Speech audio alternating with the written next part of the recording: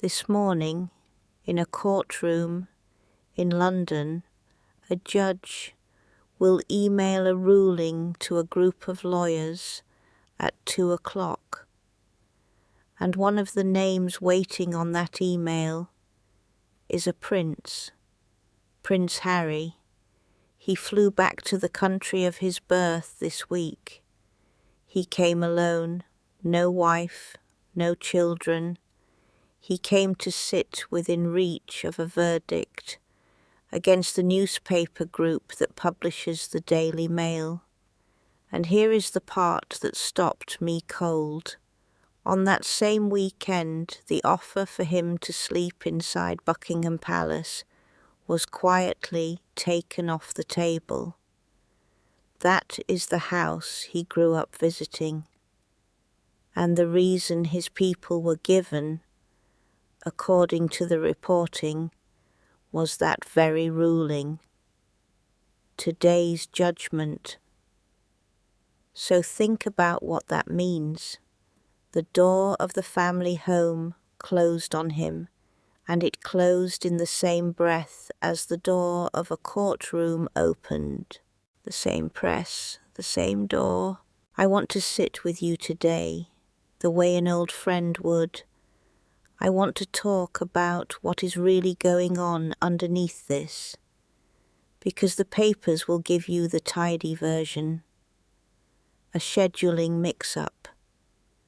A guest who replied too late. Staff who could not make the beds in time. And maybe that is all it is. But you and I have watched this family for a very long time. We have learned to read the quiet moves. Honestly, the quiet moves are where the whole story lives. So let me take you back, because you cannot understand today without going back first. You remember the summer.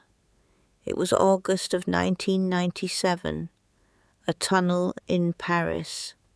A car going too fast. Cameras chasing a woman who could not get a single moment of peace. She was 36 years old, and the thing that had hunted Diana was not one man. It was an appetite for her image, her private life, her pain, sold by the copy. She once said she felt like a product on a shelf. She was photographed crying. She was photographed sick. She was followed to the gym, to the beach, to her son's schools. There was no wall high enough for her.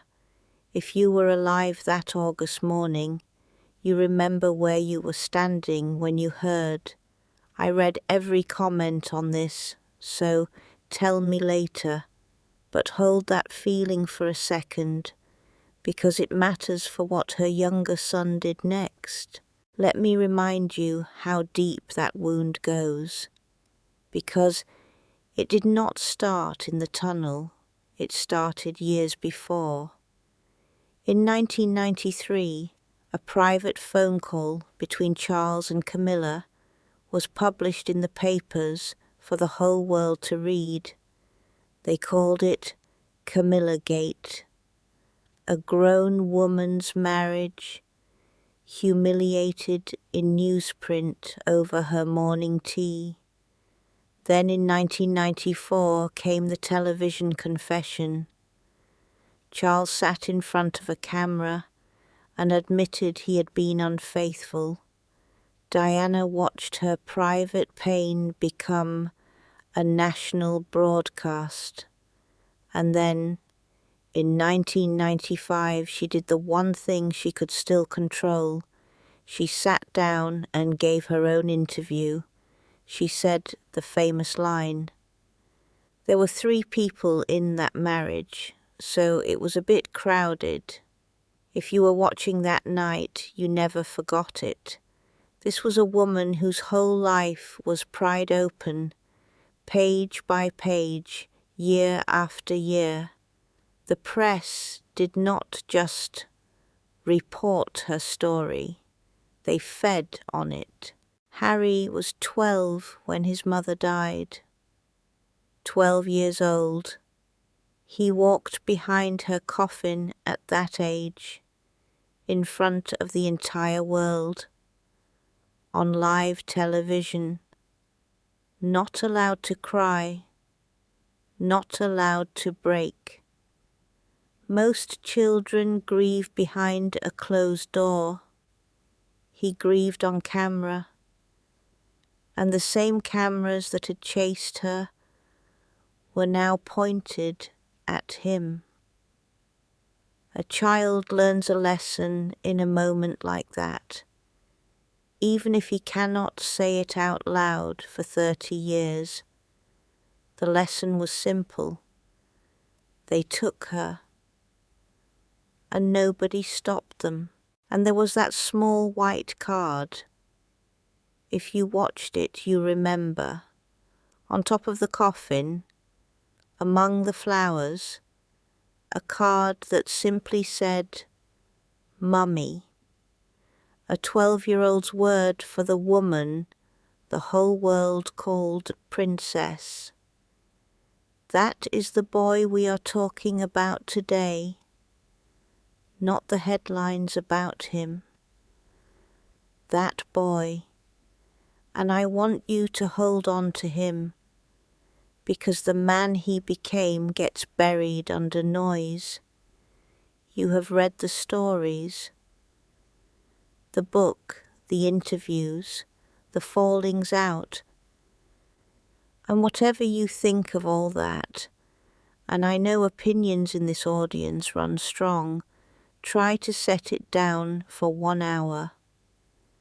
Because underneath every headline about Harry, there is still a 12-year-old walking behind a coffin, a boy learning that the people with cameras took his mother and faced nothing for it.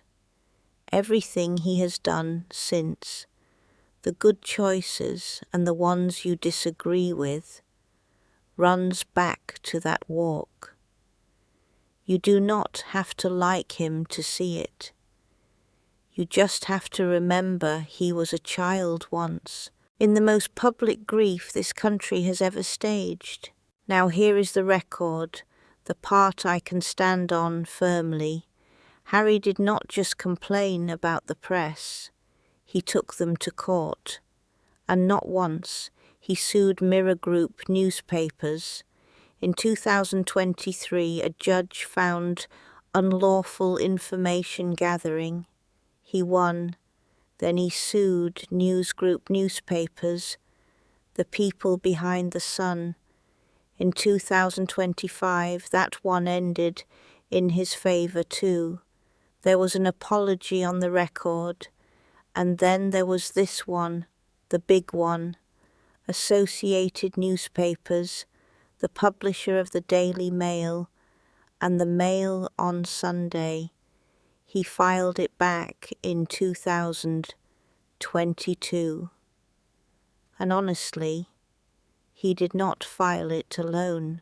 Here is a detail most channels skip, and it is the detail that tells you what this really is. He filed alongside Elton John. He filed alongside Doreen Lawrence. That is the mother who fought for years for justice after her own son was murdered. He filed alongside Liz Hurley and Sadie Frost. These are the claims of people who say the same machine reached into their private lives. It tapped, it listened, it deceived, all to turn a life into a headline, and the trial that just finished tested exactly that.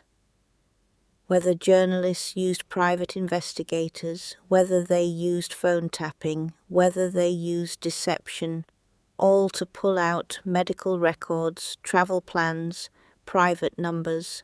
Think about what that list means for a moment. Medical records, travel plans, private phone numbers.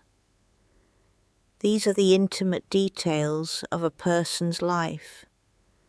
The things you tell your doctor, the things you tell your family. The claim on trial was that a newspaper reached in and took them to sell a story, and the publisher has denied wrongdoing throughout. I will say that plainly, because fairness demands it. But that is the accusation the court spent 10 weeks weighing, and it is the accusation a prince flew home to hear answered. So when I tell you a prince flew home this week to be near a verdict, understand what he is standing near.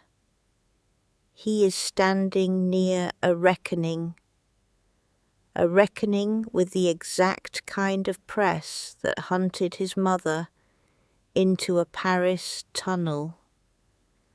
That is not my opinion.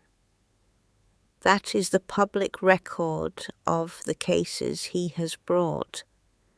And listen to what the man himself has said out loud. Last year, after he lost the security challenge, Harry told the BBC something that stayed with me. He said he could not see a world in which he would bring his family back to the United Kingdom. He used the word impossible. Impossible. Sit with that. A prince born in this country saying it is impossible to come home safely. And yet here he is this week, back on that soil, alone, doing the one part he can still do. He could not bring the family, but he could bring the case, so he brought the case. Here is what I think. And I will say plainly that this next part is what I think. This was never only about damages. A man who has already won twice does not need a third win for the money. This looks to me like a son finishing something for his mother that she never got to finish for herself. She died being chased, and he is trying in the only room that can actually make a ruling to make the chasing cost something. Make of that what you will, but the pattern points one way, and that brings us back to the door. Let me lay it out the way it actually happened, because the sequence is everything here. Harry made this trip without Meghan and without the children. The reason given over and over in the reporting was security. When he and Meghan stepped back in 2020, a committee downgraded his protection. Last year he lost his challenge over that. He lost it in the Court of Appeal. So he no longer travels here with the automatic taxpayer-funded shield the rest of them have. His people say he spent last week arranging his own security. He did it so he could safely accept a place to stay. And over that same weekend, once those arrangements were finally in place, he formally accepted the offer. Then he was told the Buckingham Palace offer was off. Too late was the official line. And then came that other line, the one you cannot unhear. Tuesday's judgment in the Associated Newspapers case, cited as the reason. Now look, I want to be fair to the tidy version. Palaces are run by staff and schedules and deadlines. It is entirely possible a real deadline was genuinely missed. Royal reporting depends on access, so I always read the official line, knowing the palace helped write it. But you have to ask yourself one honest question. Of all the reasons a great house could give for closing a bedroom door, why this one? Why would today's court ruling be the reason that gets mentioned at all? That is the part I cannot get past. Here is what the record does show. The king, his father, has said through sources that he has no power over the security decision. That is the Home Office, that is the police, not him. And honestly, I actually believe that part is true. But a bed inside Buckingham Palace is not the Home Office. That is the family's own house. That is the family's own decision. 2 different doors, and only one of them is out of the king's hands. So, the security door, I will grant them, is bolted by the government. The bedroom door is bolted by the family. And it closed this weekend. And remember, this is not the first time the 2 of them have missed each other. Father and son were last together in September of 2025 at the King's London residence. They met privately for 55 minutes, and before that it had been 19 months since they were in the same room. 19 months. Think about that gap for an ordinary family, let alone this one. So a bed under the same roof this week was not a small thing. It could have been a real step. And instead the offer came, and then it went. They walked behind the same coffin once. 2 brothers. A nation holding its breath. The only sound was the hooves on stone. William was 15, Harry was 12, and I keep thinking about those 2 boys, because whatever went wrong between them since, it started in the same wound. The wound was the press, the wound was the chase, and now one brother is inside the walls. He is the heir, the man remaking the family's future by blood. The other brother is a guest who cannot get a room in the house they both grew up in. The same loss. 2 completely different addresses. Let me be careful here. I will not put thoughts in William's head that I cannot prove. I cannot tell you what William feels about any of this. No one outside that family can. But I can read what is in front of me. And what is in front of me is a family that found a room for a lot of people over the years.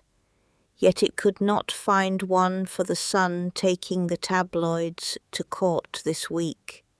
On his mother's old battlefield, make of the timing what you will. Here is a second thing I keep turning over. The absence of the children. Archie and Lilibet did not come, and the reason, plainly stated, is protection. The state will not guarantee their safety on British roads. British roads. Read that back slowly. This is a father who lost his mother on a road, in a car, with cameras in pursuit, and he has now decided something. He will not bring his own small children down a British road without a guarantee of safety. I am not going to dramatize those 2 children beyond that fact. They are children, and they stay out of this. But the fact alone is one of the heaviest things I have ever reported on this channel. The road took his mother. He will not risk the road with his kids. That is not a man being difficult. That is a man who learned one lesson in a Paris tunnel, and he has organized his whole life around never learning it twice. So he came alone, and the house said no. Now let me widen the lens, because there is a bigger machine turning here, and it is worth seeing whole. For decades the deal between this family and the British press was an unspoken bargain. The papers got access. They got images, stories, a royal face on the front page to sell copies, and the family got coverage, glamour, a kind of managed myth. And the person who paid the true price of that bargain was Diana. More than anyone, she was the product that sold the most. And she is the one who did not survive the arrangement. Think about that. The most photographed woman in the world. And the bargain still cost her everything. And here is the uncomfortable part of that bargain. It did not only cost Diana, it served the rest of them. A flattering photo of a royal wedding sells papers and polishes the crown at the same time. A well-placed story about a good cause makes everyone look better. For most of the family, most of the time, the press was not the enemy. It was a partner, a difficult, dangerous partner, but a partner, which is exactly why suing it is such a strange and lonely thing for a royal to do. You are not just taking on a newspaper. You are walking out of a bargain the whole institution has lived inside for 100 years.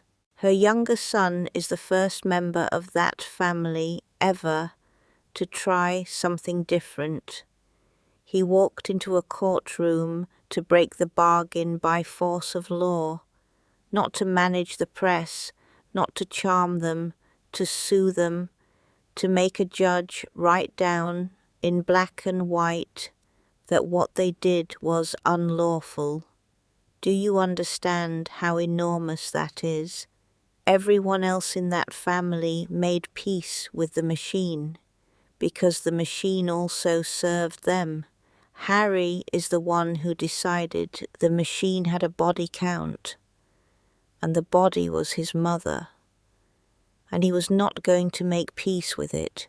And this is where I think the door starts to make a colder kind of sense, because think about who gains from that door staying open and who does not. A family that lives in an unspoken bargain with the press has a stake here. It does not always want the son who is publicly at war with that press, sleeping in the front bedroom, especially not on the very day the war reaches a verdict. Now, I am not saying anyone sat in a room and plotted that. I said I would mark my guesses, and I am marking this one clearly. This is me reading the timing. This is not me telling you a secret meeting happened, but the timing is the timing. The ruling lands today, the room disappeared this weekend, and the reason handed to his people named the ruling out loud. You do not have to connect those dots, but honestly, they are awfully close together. And there is a precedent here that the palace would rather you did not think about. Cast your mind back to 2005. The wedding of Charles and Camilla, and the late Queen Elizabeth did not attend the civil ceremony itself. She came to the blessing and to the reception, but not the ceremony. It was read at the time as a quiet distance, a signal sent not with words, but with an absence. This is a family that has always spoken loudest in what it does not do, in who is not in the room, in the invitation that arrives and then does not. So a bedroom door closes this weekend, and a court ruling is the reason given. I do not think we are meant to read nothing into that. This family has never done nothing by accident. And notice what did not happen. There was no warm statement, no line about how the family looks forward to welcoming him, no photograph arranged, no gesture of open arms, and this in the very week of a court ruling that, whatever it says, is about the press and his mother. The silence is its own message. In this family, the thing that is not said is often the loudest thing in the room. A door that is quietly not opened says more than any press release ever could. And this week, the door was quietly not opened. Here is the shareable truth of it. The thing I want you to remember if you forget everything else I say. A prince flew home to fight the press that hunted his mother, and his family closed the bedroom door, and they pointed at the fight as the reason. That is the whole story in one breath. The chase started in 1997. It has a courtroom chapter now in 2026. And the boy who walked behind the coffin is the one carrying it. And here is the image I cannot shake. A man alone in a hotel room, in the city where he was born, a few miles from the palace where his grandmother lived, and where his brother works today. And it is the night before a court decides whether the press that took his mother broke the law a few miles, and a locked door between them. That is not a soap opera. That is a Tuesday in July in a real family playing out in real time. Now some of you are waiting for me to tell you the family paid a price, and I understand that. You want the scales to tip back. So let me give you something real, not something invented. Look at what has already happened inside these same walls. Prince Andrew, the king's own brother, was stripped of his working royal role, his military titles gone, his patronages gone, pushed to the edge of the family he was born into. That is real. That happened. It shows you something important. This family can and does close its ranks on its own blood when it decides to. So when the same family cannot find a spare bedroom for the son fighting the press on his mother's behalf, that is a choice, not an accident of scheduling. This house knows exactly how to open a door, and it knows exactly how to close one. Let me tell you what I do not know, because I will always tell you the edges of what I know. I do not know how the judge ruled today. By the time you watch this, you may know more than I do as I write it. I do not know whether Harry will see his father on this trip. The reporting says a meeting is possible if schedules allow, and honestly, I hope it happens. I do not know what was truly in anyone's heart when that offer was pulled.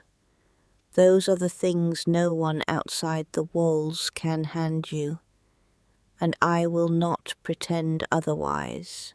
But here is what I do know, and I will stand on it. I know that a woman was chased to death by an appetite that treated her as a product. I know her youngest son learned that lesson at 12, behind a coffin, on live television.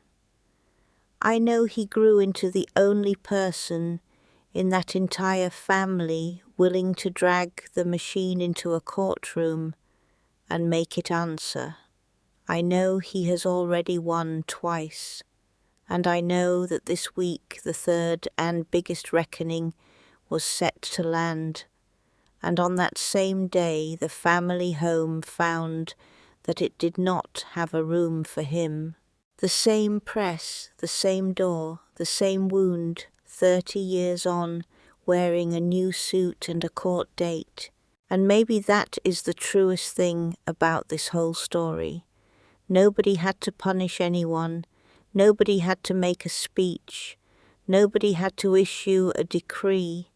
The press did what the press has always done. The family did what the family has always done. And a son who lost his mother to the first, and cannot get a bed from the second, stood in the middle of both, on a Tuesday in July.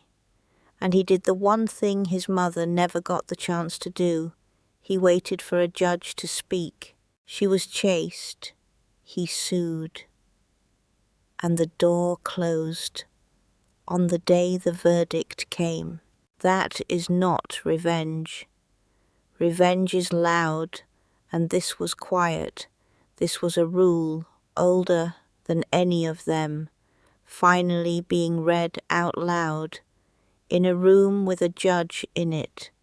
What is taken can, sometimes, be made to answer for the taking. It does not bring her back. Nothing brings her back.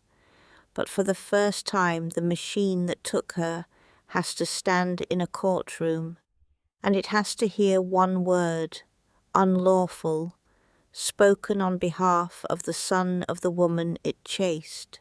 And I think in the end, that is what he came home for. Not the bedroom, not the reconciliation photo, not even the money. He came home for a sentence so that a judge in his mother's country would say out loud what she never got to hear anyone with real power say. That what was done to her kind was not just cruel. It was against the law. She never got that sentence spoken over her life.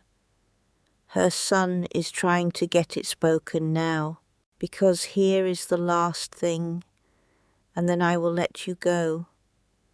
Diana spent her whole adult life asking one question of the machine around her.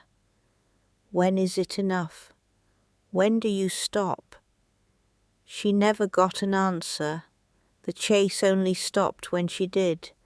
And now, 30 years on, her son has taken that same question and put it somewhere.